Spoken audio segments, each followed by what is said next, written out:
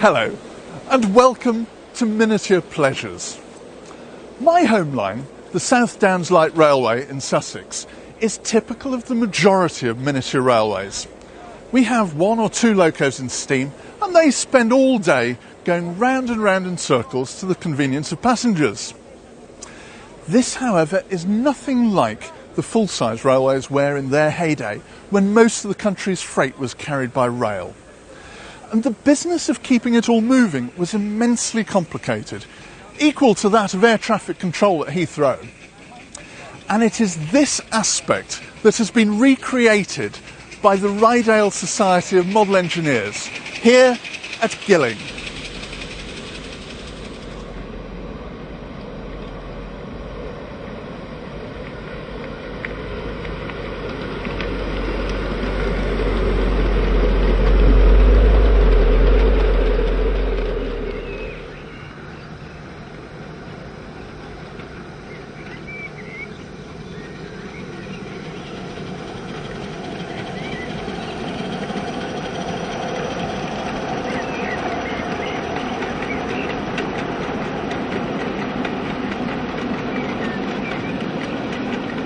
Back in '83, there were several people who lived in the area, and by area I mean Scarborough, Whitby, around here, Thirsk, and they were all model engineers and decided that they needed a club in their area.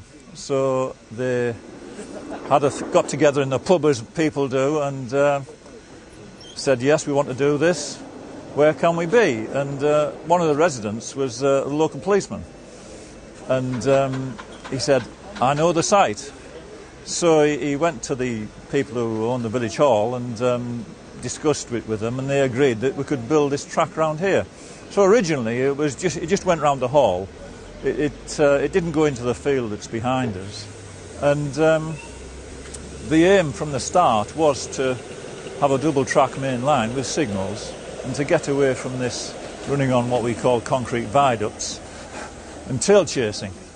But there was no idea of running trains like this at all. It was just, we're going to run locos and a few wagons. And then they slowly built the track, and in about 1989 it was double track main line, but no sidings, just a signal box, a few signals. And then Doug Hewson with the Lindsay Society appeared and said it's ideal for running scale trains, which is what they do with their club. I originally found this ground level railway idea when I went to visit a friend in 1967, Ron Bray, near Grimsby, and he'd got a wonderful railway around his garden, and that was the first time I'd seen anything but a raised track going round in circles. And when I walked into the garden, it was all signals, signal box, and point work. And to me, that was the real railway, and that's where my interest in this started. And I vowed that when I had room and when I was able, I'd buy a plot of land and build my own house and have the railway around the garden. So I eventually did that. And then I'd already started selling bits and pieces for making wagons and such as that. And Alan Warden, who was the secretary here, or was the secretary, he rang me and he'd heard about the railway because I'd written about it in one of the magazines, and said, could he come and have a look? So I said, oh yeah, fine, just call in. And he came one Sunday and said, oh, this is fantastic, could I bring 1 or 2 of the members to have a look? And they'd only just formed the Rydale Society at that time. This was about 1982 or so, 1981. And they came down with a minibus and 2 or 3 locos and half a dozen members, and we had a super day running. And they said, yeah, this is what we want, we'll go back and build one. And so this is what happened.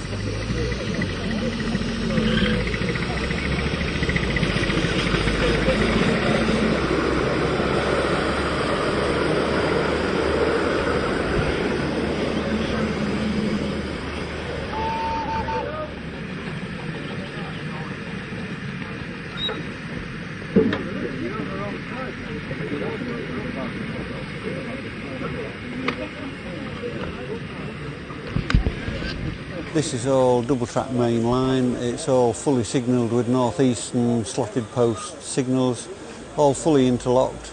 2 signal boxes, each with 30 levers, and the main lines are all fully track circuited. And then we've 3 separate goods yards. There's the up yard, which will accommodate about 300 wagons. The new yard, which is named after the Tyneside coal sorting yard, Erimus, which will hold about another 500 wagons. And the down yard just by the station here, which is just really like a country goods yard where the pickup goods train stops and drops a few wagons of coal off and cattle wagons and such like.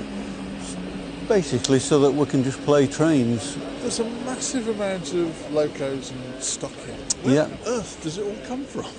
Oh, all corners of the... well, I was going to say all corners of England, but one of our most regular drivers, he comes from Japan every time. And he's the chief flying instructor for Japan Airlines on 747s. And he flies himself to Heathrow in a 747 and leaves it there. Comes up here for the weekend with his loco and then goes back middle of the next week. But generally, there's quite a good gang comes from Guildford. Another good nucleus comes from Colchester, and they bring a van load of rolling stock with them. This time they brought a new A4 with them. And then there's people like myself. I bring, well, some of my rolling stock lives here, but I also bring a van with about 25 wagons in as well, plus another 6 coaches. And there's 1 or 2 of the people who do come are quite prolific wagon builders, and there's one of the other chaps from Basingstoke. He now brings 22 wagons in a van.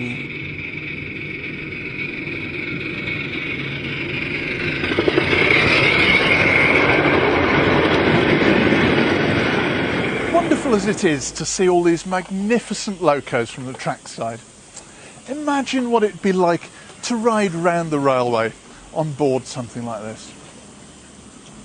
We're the Railway Channel.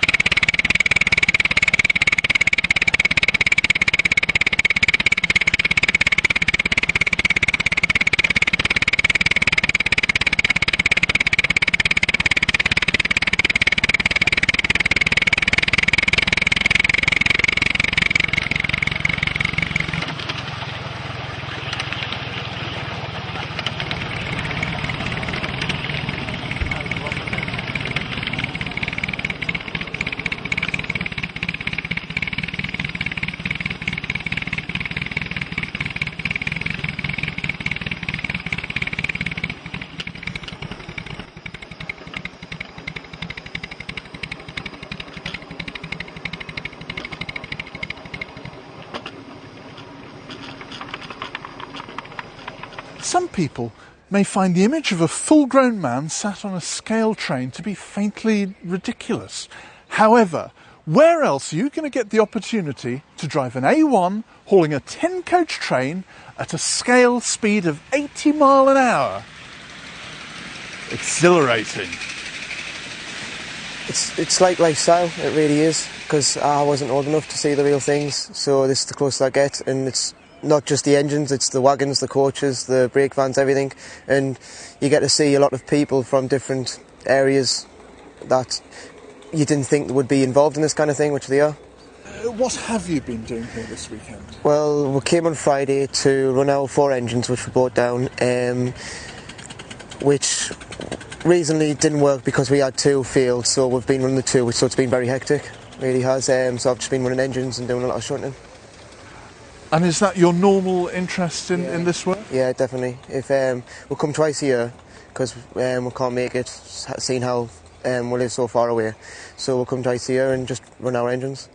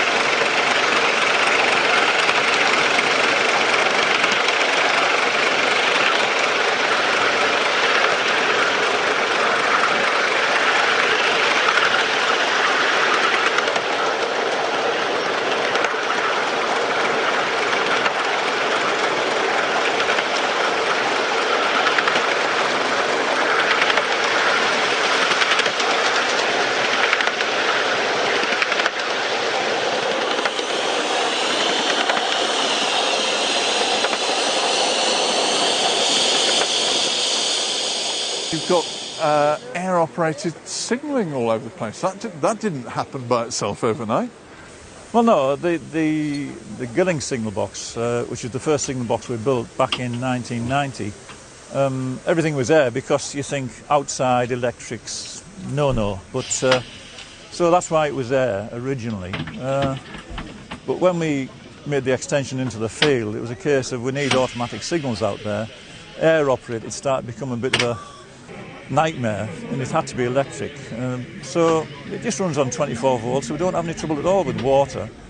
Being automatic, they've got to be track circuited, just like the full size are. There's no difference at all between the relays in the signal box and what they are in full size, and apart from being a lot smaller.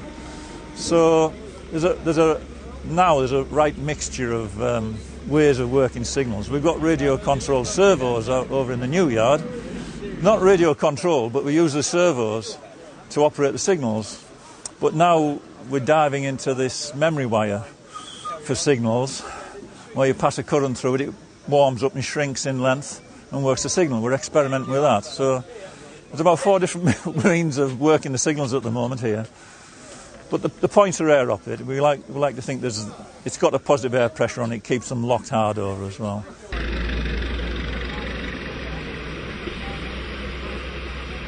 We wanted to try and run a railway as it was in the heyday of steam, basically, with trains running on both up and down lines to signals, pulling proper goods trains, passenger trains.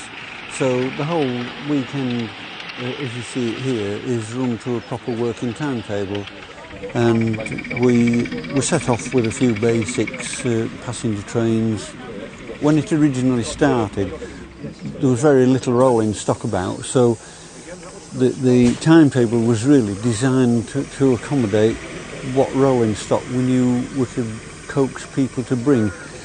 And then I wrote articles in one of the model magazines about building rolling stock, and that just seemed to take off like a new hobby within the hobby. And of course, when you build one wagon, you want something to hook it to, so you've got to build another one then, and it becomes quite addictive.